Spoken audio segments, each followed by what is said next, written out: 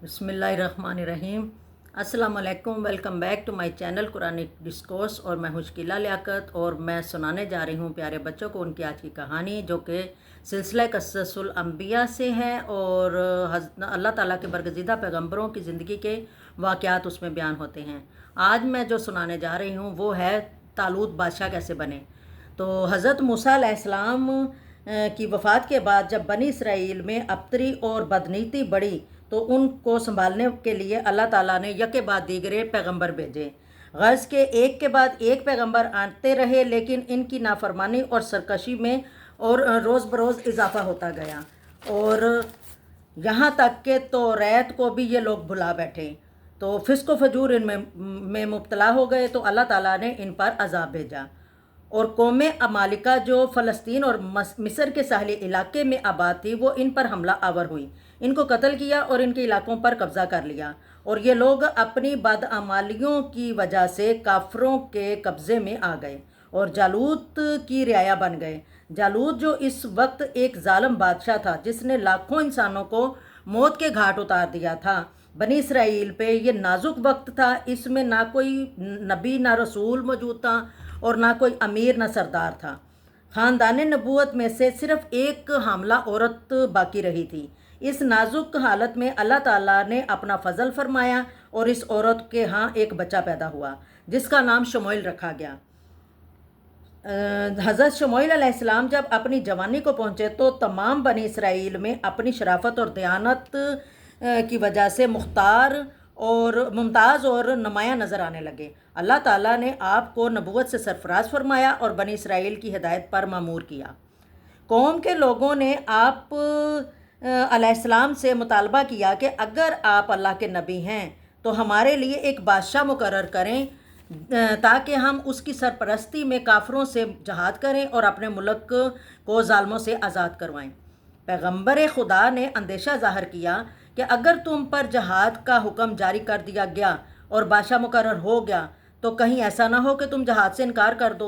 इस पर इन लोगों ने कहा कि हमारे इनकार का तो सवाल ही पैदा नहीं होता, क्योंकि इन जालिमों ने हम पर बहुत जुल्म किए हैं, हमारे बच्चों को हमसे अलग कर दिया है। अब हम चाहते हैं कि इनसे बदला लें, इसलिए हम चाहते हैं कि हमारा एक बादशाह हो, उसकी सरपरस्ती में हम अपने मुल्क को आज़ादी दिलवाएं और इनसे इंतकाम लें। हज़रत शमूएल अलैहिस्सलाम ने कहा, मैंने तुम्हारे लिए तालूत को बादशाह मुकर्रर किया। कौम के लोगों ने कहा कि तालूत कैसे हकदार हो सकता है, जबकि वो तो एक गरीब इंसान था जो कि चरवाहा था। वो तालूत में लेकिन आपने फरमाया कि मुझे जो अल्लाह ताला ने निशानी बताई थी वो तालूत में ही पाई जाती है। ऐसा इसलिए मैंने किया है। हज़रत तालूत हज़रत याकूब के बेटे बनियामीन के ख़ानदान में से थे।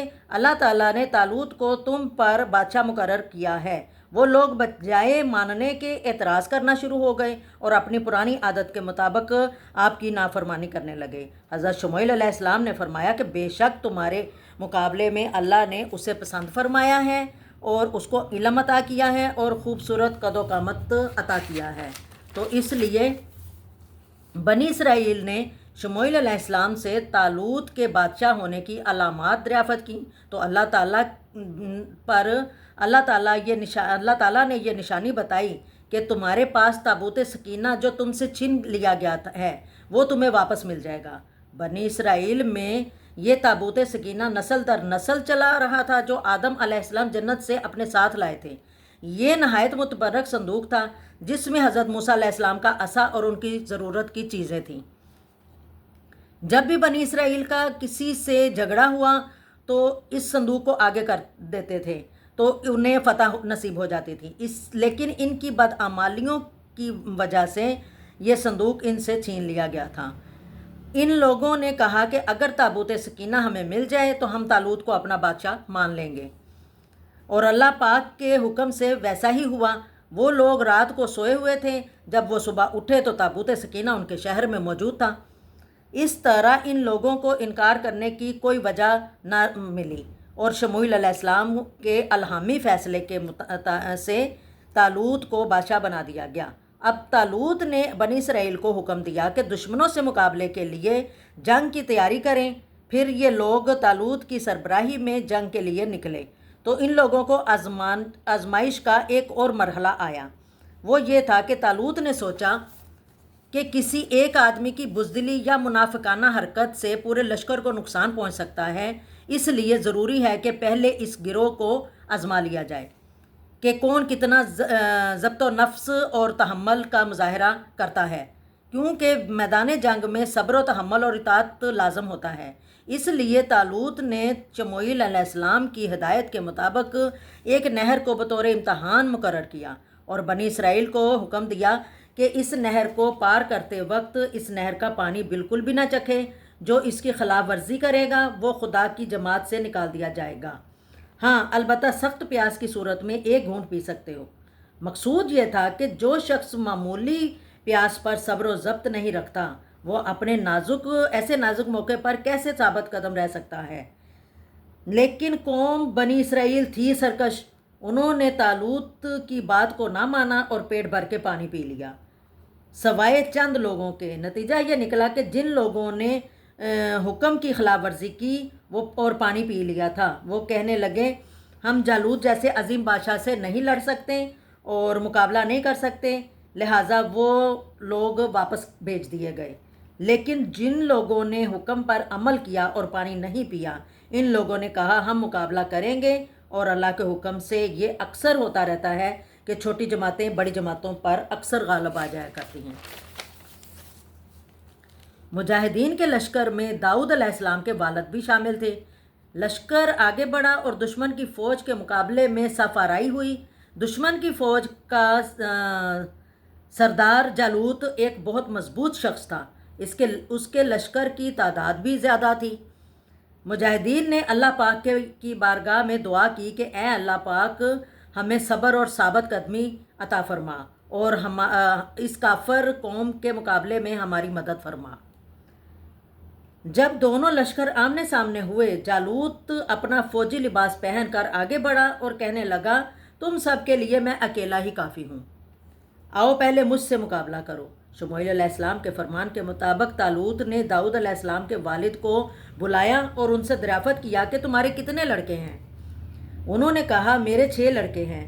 داؤد علیہ السلام ان کے سب سے چھوٹے بیٹے تھے، ان کا ذکر نہ کیا، مگر اللہ کے حکم سے داؤد علیہ السلام کو ہی بلایا گیا۔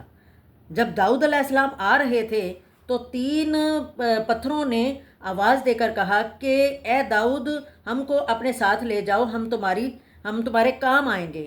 انہوں نے تینوں پتھر اٹھا لیے اور نبی کی خدمت میں حاضر ہو گئے۔ شموئیل علیہ السلام نے جالوت کے مقابلے کے لیے داؤد علیہ السلام کو منتخب کر لیا، چنانچہ آپ وہ تینوں پتھر غلیل میں رکھ کر آگے بڑھے اور جالوت کو پکارا۔ جالوت نے کہا مجھے تم پر رحم آتا ہے، کیوں تم میرے ہاتھ سے مرنا چاہتے ہو؟ آپ نے فرمایا میں ہی تمہارا مقابلہ کروں گا۔ جو پتھر آپ نے غلیل میں رکھے تھے وہ اس کی طرف پھینک دیے۔ جالوت کا سارا جسم زرہ سے ڈھکا ہوا تھا، صرف ذرا سا منہ اور ماتھا نظر آ رہا تھا۔ آپ نے وہ پتھر اس کے ماتھے پر مارے، وہ پتھر سیدھے اس کے سر میں گھس گئے، اس کا سر پاش ہو گیا اور جالوت مر گیا۔ جالوت کے مرتے ہی اس کا سارا لشکر پسپا ہو گیا۔ اللہ پاک نے بنی اسرائیل کو فتح نصیب فرمائی اور بنی اسرائیل کو ان کا ملک واپس مل گیا۔ اس واقعے کے بعد حضرت داؤد علیہ السلام کا دوست اور دشمن سب پر بڑا اثر ہوا اور وہ ان کی عزت کرنے لگے۔ پھر طالوت نے اپنی لڑکی کا نکاح حضرت داؤد علیہ السلام سے کر دیا اور وعدے کے مطابق اپنی آدھی سلطنت بھی اسے دے دی۔ طالوت کے بعد آپ بادشاہ ہوئے اور اللہ نے آپ کو ملک اور سلطنت کے ساتھ ساتھ نبوت بھی عطا فرمائی۔ تو پیارے بچوں، کیسی لگی میری ویڈیو؟ پسند آئی ہو تو کمنٹ ضرور کریں اور چینل کو سبسکرائب کریں تاکہ میری ہر آنے والی ویڈیو آپ تک پہنچتی رہے، اور ویڈیو کو شیئر ضرور کیا کریں تاکہ آپ کے دوستوں کو بھی اس کہانیوں کا جو معلوم ہو، کہانیوں کے بارے میں معلوم ہو، ان کی بھی معلومات میں اضافہ ہو۔ تو ملتے ہیں اگلی ویڈیو میں نئی کہانی لے کر، اور اگر آپ کو کوئی کہانی پسند آئی ہو، دوبارہ سننا چاہیں تو اس کو کمنٹس میں ضرور مجھے سینڈ کریں اس کا نام، تاکہ میں آپ کو وہ دوبارہ سنا سکوں۔ تو ملتے ہیں اگلی ویڈیو میں۔ اللہ حافظ۔